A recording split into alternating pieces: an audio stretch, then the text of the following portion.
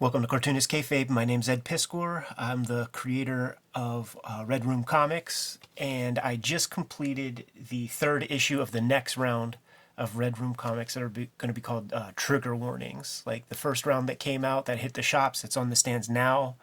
This is called the Antisocial Network, and this trade paperback is going to hit the shops November 9th, or whatever that Wednesday is, November 10th. Comic shop owners, please order heavy, because I just got word that Amazon bought more than half this print run.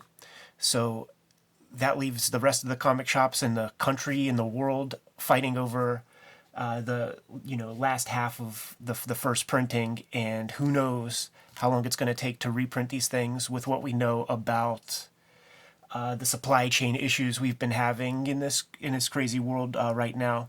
All that said, I finished the third issue of the next round of Red Room Comics, so I afforded myself a little bit of time to go out, hit up the comic shops, pick up stuff that they've been holding for me, and I thought it would be cool to show some of that stuff off.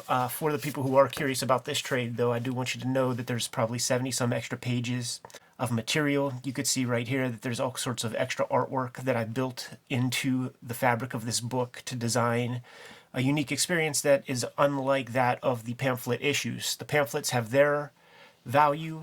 The big book can sit snugly on your bookshelf, has its own set of value.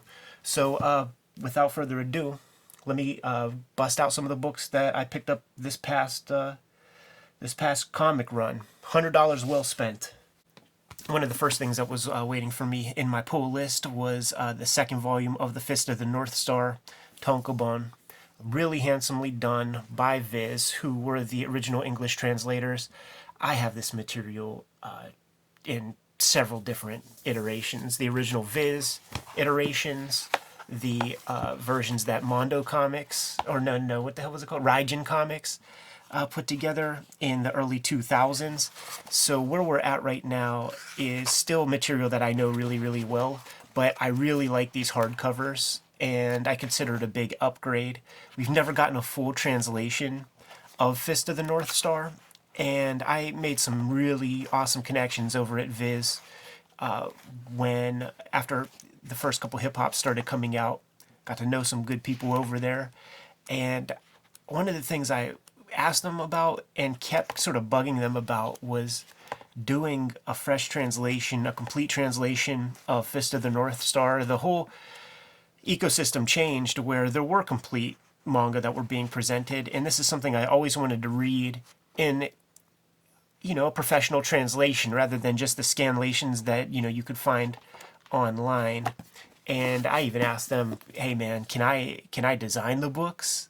I did not design these, but one of the things that I was thinking about in terms of presentation was sort of what I'm seeing right here, and that is, don't put Kenshiro, the protagonist, on a cover of all of them. That's sort of how this comic has always been presented, and it's just the same guy in different poses. When this is a Monster of the Month comic, Monster of the Week in manga case, and there are all these cool bad guys that he fights. So my thought, and what I sort of tried to sell to them, was put a fresh bad guy on every cover, man. Like, highlight some of these crazy designs of these, post-apocalyptic Mad Max kind of dudes. And feature them, man, because it's just cooler to see some variety rather than, Kenshiro's face in 1,000 different contorted positions across the, 30 books that it's going to take to present this material. Anyhow, man, this was waiting in the pull list. I've read it before. Maybe I'll give it another read, but like I said, I'm happy to have a handsome, fresh edition of this. All right, one of the weirdest titles in modern comics, modern manga, Dead Demons, D.D.D, Destruction. I might have left a D out there, by Inio Asano. This is a cartoonist who I discovered by way of Naoki Urasawa's Man-Ben program on NHK. And I can't explain it, but of all the Man-Ben episodes, this is the cartoonist that I gravitated toward the most. I sought his work out immediately after watching the episodes. There's something spiritually that I identify with him. And this is the comic that he was working on during that Man-Ben program. This is the author of Goodnight Pun Pun and many other translated works that have seen the light of day here in America with a Viz English translation. And this is the 10th volume. You know, I have all of his work here in the studio, and this is how this D.D. Destruction comic is being presented in really slick kind of digest size volumes. Manageable chunks. The comic that he was working on, like the exact strips that he was working on Man-Ben, we still haven't gotten to that point yet. In all of these 10 Tonkobon, in the Man-Ben episode, you see these little aliens, and they live in this kind of mothership, and there's a 2-page spread that he's working on the program, where all of these little aliens fall out of this spaceship. The idea is that Tokyo is living with this albatross hanging over their heads, quite literally. There's just been a freaking spaceship hanging out over Tokyo for like years, and they all just have to like accept that there may be a day when the stuff that's in here comes out. And there's also military strikes that are hitting this thing. Like the citizens of the globe don't want this there, but what are you and I going to do about something like that, man? The show must go on. Anyhow, on the Man-Ben episode, you see these little creeps fall out of the spaceship, but we're not there yet. We're not there yet in the comic. So I'm actually like super excited to see the exact pages that Inyo Asano was working on from that Man-Ben episode, but it looks like they're gearing up. Maybe next volume. Taiyo Matsumoto is a cartoonist that we have not given enough FaceTime with on the channel. I actually think we gave 0 FaceTime to him so far. This is the cartoonist, the mangaka behind the 6-volume Sunny, Go-Go Monster, Tekkon Concrete, Ping Pong. Once again, another cartoonist that whenever there's a fresh piece of work that he's done, I have to scoop it up. And I believe there was a version of number 5 that came out before. If not, I would just see Japanese volumes on my friends' shelves and stuff. Anyhow, I never got my hands on it, so I righted that wrong today while running around to the various comic book shops here in town. And it's Taiyo Matsumoto doing some, science fiction comics. This is probably going to go at the top of the to-read pile tonight. But yeah, 2 volumes. I think there are 4. Not 100% sure. But super glad to put some new Matsumoto on the bookshelf, and always a pleasure to read, man. I picked up Ping Pong most recently before this, 2 volumes of that. We got to do episodes on that. We sort of have to do episodes on all this stuff. But listen, we're 3 years into the game as I say this right now, and I don't foresee the channel going away anytime soon. I was at Copacetic Comics earlier today on the hunt for a couple of things, and I completed my 4-volume collection of the Creepy Presents line. Highly recommend these books if you can find them. Right now there's the Steve Ditko, Bernie Wrightson, and of course, man, the chunky fat mother effer right here, the Richard Corbin joints, man, where they just present like the complete comics from Creepy and Eerie by these cartoonists. And these are impeccable draftsmen, impeccable ink slingers who look really, really good in black and white. And one of the people who looks most at home in black and white comics is the great Alex Toth. Look at that lettering. You rarely see him play around with duo shades, so that's fun. Right now I'm actually in the headspace of horror short stories. So this is going to be crucial for me to check out sooner than later.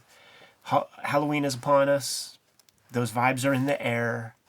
And let me see the tricks that Alex Toth employs to try to scare the pants off his readers.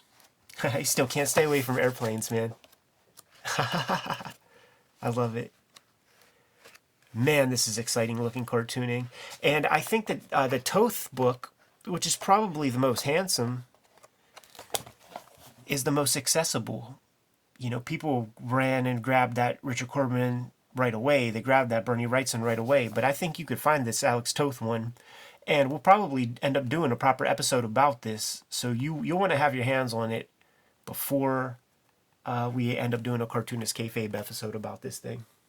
There was a big Taschen fire sale a couple of months ago, and I ended up grabbing 4 volumes of the Crumb sketchbooks that they produced. I never got my hands on the original German editions, and the Fantagraphics editions are just they're just scanned from the German editions, and with some changes and things that Crumb did himself. This seems more true. Taschen produces great books, and this stuff feels so substantial. So whenever I was at the shop, I saw that the 6th volume was there. You know, I got 1, 2, 3, 5, and now I have 6. I think volume 4 went quick, and who knows when that sucker's going to get reprinted, if it even is. The paper feels perfect. It feels like, you know, your Strathmore Bristol sketchbook paper. Covers the period between February 1998 and 2011, and Robert Crumb is one of those drawers, man, that has not lost his fastball when it comes to the drawing chops. Look at this shit, man. The guy is just getting more and more ornate, tighter, and his complete sketchbooks are oftentimes, in my mind, kind of more important than his comics bibliography in a lot of ways. He's got some good strips under his belt, no doubt, but there's something more spiritually important to me about the sketchbooks, especially when you look at them in chronological order, because it is a story, an autobiography, to be exact, about an artist who is working his ass off trying to get better at his craft. You know, you start off in one place, which is actually still pretty good, and then you get to this place. All you have to do is put a couple 10,000 hours into your craft and be hard enough on yourself to try to get better, to see your flaws, to fix those flaws, and then maybe you get to be, you get to get a chateau in France by trading your sketchbooks. Finally, a comic I've been looking for a long time, and it'll definitely be an episode, maybe sooner than later. Eating Raoul is a movie that I discovered earlier this year. I didn't even know it existed. And when I found it, when I saw it, it blew my mind because it's the exact kind of whimsy that speaks to me. Giant fan of John Waters movies. And you see all the John Waters movies, and then you think, like, yeah, where can I get some more of this? And the truth is, you just can't. But then there are these little gems that you might discover. You know, I don't really, talk to people about this kind of stuff. I don't listen to people about this sort of thing. I just kind of dig, look around for stuff on my own, and sometimes something comes across my radar in an interview or article that I read, and it gets me curious. I check the thing out. My mind gets blown, and that's how I felt with Eating Raoul, with this Mary Warenoff lady, man, who was the one teacher or the principal or whatever in Rock and Roll High School. That was the attraction to check the thing out. And this comic, adapted 1982 after the flick came out, man, by, look at the artists here, man. Art by Kim Deitch, Carol Leigh, Warren Greenwood, Rich Tidlaw, Sean Carey. I don't know the last 3, but I guess it's like a jam comic, Off the bat, taking a look at this, I'm just seeing Kim Deitch on the page. So I don't know where the division of labor is. I don't know where these other artists come in. Maybe this is Carol A. These are kind of strange marks that I don't associate with Kim Deitch, but almost all of this stuff I do. I hesitate to look through this too much, to talk about it too much. I didn't read it yet, and I think it is deserving of its own episode. I think that there may be like a cult following for this kind of stuff. For this flick, this is a comic I've been seeking out for a while since I saw the movie for, the better part of 2021. Found a good reader copy and can't wait to dust it off, check it out, give it a read, and ultimately make a Cartoonist Kayfabe episode about it, man. So there it is, $100 well spent. Treated myself today because I finished the 3rd issue of Red Room Trigger Warnings yesterday, and finished drawing the cover for that some bitch as well, man. So afforded me a day, step out of the house, catch a little sunlight, even though it is kind of rainy here in town, visit the best comic shops in Pittsburgh, throw $100 around, pick up some new stuff, man. And to be honest with you, came home, decided to make this episode, gonna edit it, gonna put it live, maybe gonna read a little of these comics, but I'm itching to write the next one. In order to make these comics viable, though, gotta support the existing ones, man. So if you see these issues of Red Room at your local comic shop, scoop them up. It's all building towards Red Room, the Antisocial Network trade paperback, which is going to be in stores November 9th. It's going to be available in finer comics shops anywhere. Retailers, once again, I implore you to get your hands on these comics, order heavy. You are competing with every other comic shop in the country, and freaking Amazon bought so many of these, more than half the print run. It's on you if you want to get that first printing. Started serializing the latest issues of the Trigger Warnings comics, which are going to start to appear in December. Go to my Patreon for those. $3 will get you the archive there. You could pre-order Red Room Trigger Warnings issue number 1. You could pre-order the trade paperback at Fantagraphics as well. All these links are in my link tree in the description below this video. Go grab some Cartoonist Kayfabe t-shirts and merchandise at the spread shop in our link below this video. We have 50,000 subscribers, and I think we only sold like a little over 15,000 shirts. I want to see those numbers even out a little bit, man, and get the Kayfabe army representing in good fashion. The final marching orders. Read more comics.